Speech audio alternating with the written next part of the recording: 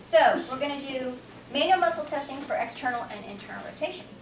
So what I'm going to have her do, I'm just going to place this underneath here. I need you to have to scoot towards me so that your arm is supported. Some of the shaft is supported up on the mat, and the other part of the arm, the forearm, is hanging off the side. So we want her supported so that her arm is not way back into hyper abduction, but we also don't want her coming forward, okay? So in this position, I think I might fold it one more time. There. Good. Yeah, feel better with that. Her elbows can be flexed, just like when we do goniometry. And I'm going to stabilize and I'm going to ask her to perform the motion. So we'll do external rotation first. So what I want you to do is rotate your arm up so their fingertips are pointing up towards your head. Okay, that's my against gravity. She went through full range. So what do I think I know? It's at least a 3 because she went through full range. Okay? So my next step is going to be to add a little bit of resistance. Now for this one, it's a little bit different. We do test it with them in full range. Okay? So I'm going to have her perform that motion again.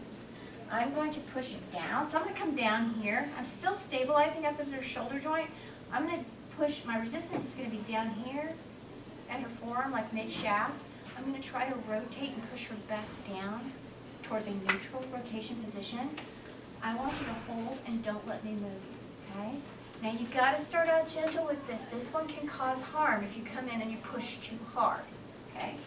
So please let me know if you feel any discomfort, okay? Ready, hold and don't let me move you. Hold, hold, hold.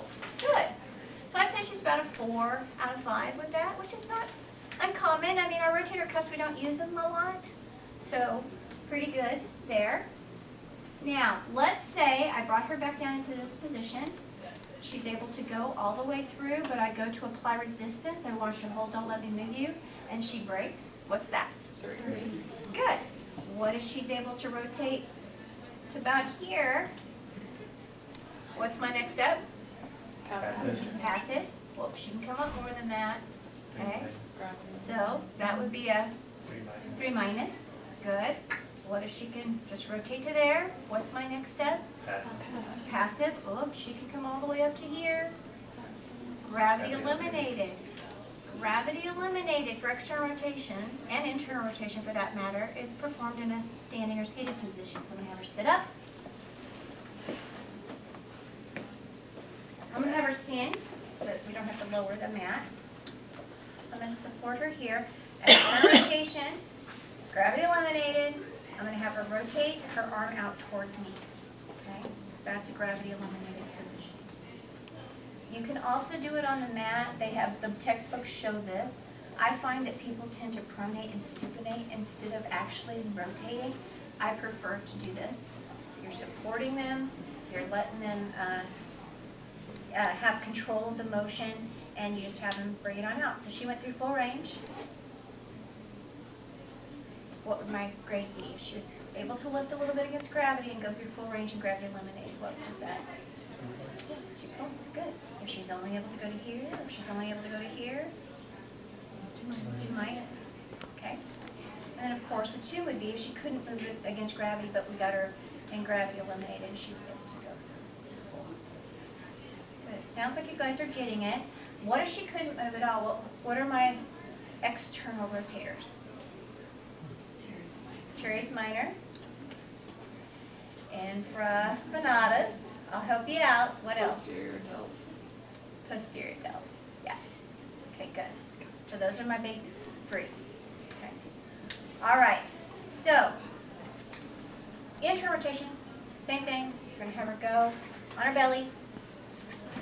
You're fine. You're fine. Her arm is going to be starting position out to the side. You want to be sure this is supported. You don't want her too far this way. Okay? All right. This time, however, I'm going to move over here. I'm going to stabilize her and have her, I like to stabilize with these even when I'm asking for the motion. I'm going to ask her to rotate her fingers so that they're pointing down towards her toes. Good. And bring it back. Okay, so I'm thinking she might have at least a 3. right? So I'm gonna have her bring it on back there for me. Again, I'm gonna stabilize here. I'm gonna push. Look how much she's trying to substitute with her wrist here. You got it straight there. You got it. Now I'm gonna apply resistance here. I want you to hold and don't let me move you. Sorry, my arm's moving. Ready? Hold, hold, hold. So see that shaking and stuff? It's a little bit harder to do. So she might be more like a 4- out of 5. Okay. And if you're able to go through full, and I were to give her resistance and she broke, 3. Good. Now if she were able to she'd go through there. What's my next step? So it's not full. Pass it. Look, she can go a little bit farther because she went more than 50%. 3-. Okay. If she's able to go just to here, passive motion, then I get her up in a gravity eliminated plane, so I'm going to sit up again. This time, I start in neutral, and I have her rotate her arm into her belly. Okay, so just like this. And I might demonstrate it. Good. Okay. So she was able to do that. She had a little bit of motion against gravity. What's that definition? 2 plus. 2. So she was able to go against gravity a little bit, and she had full motion and gravity eliminated. 2 plus. 2+. Good. All right. Let's say she couldn't move against gravity at all. I'm supporting her. She rotates into her belly. That's a 2. Good. And let's say she could only go partial. 2-. Okay. And then what about palpation? What muscles would I palpate for internal rotation? Pec major. Subscapular, which is hard to get to, but we can kind of palpate it down deep in here. Okay. Anterior deltoid. Latissimus. What'd you say? Teres major. Teres major. And latissimus dorsal. Okay. The main thing is for you guys is that you practice those muscles and know where to palpate them. Okay?